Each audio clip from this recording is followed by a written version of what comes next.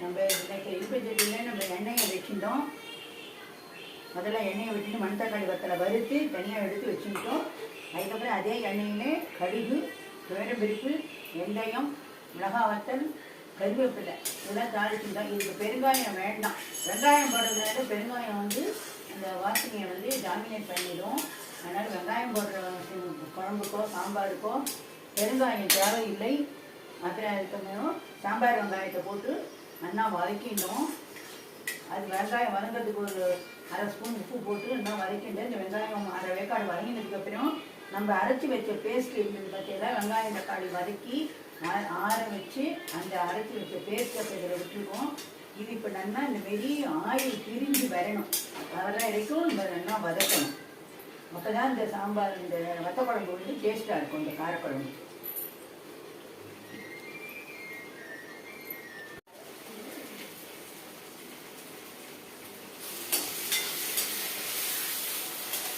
இந்த பேஸ்ட் வந்து நல்லா திருவிழா வதங்கி முன்னாடி வந்துருக்கு. இப்போ என்ன பண்ணணும் அப்படின்னாக்க இதுக்கு தேவையான அளவு மஞ்சத்தூள், ஒரு ஹோம்மேட் சாம்பார் பொடி,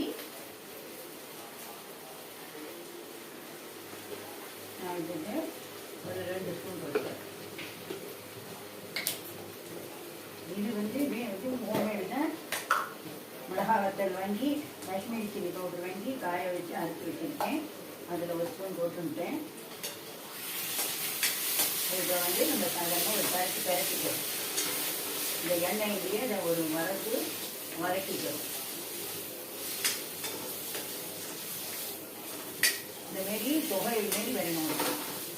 வந்ததுக்கப்புறம் நம்ம ஒரு 100 கிராம் புளி எடுத்து வெந்நீரில் கரைச்சி வச்சுருக்கோம். அதை இதில் விடணும்.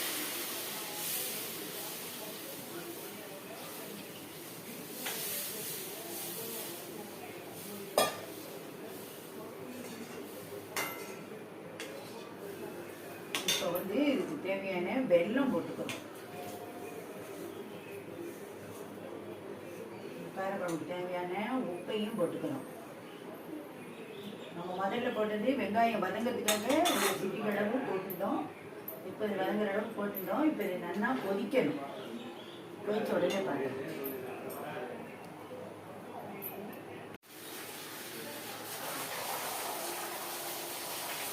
இப்போ வத்த குழம்புனா அந்த காரக்குழம்புனா கொதிக்கிறது. இப்போ இதில் நம்ம என்ன பண்ணுறோம் அப்படின்னாக்க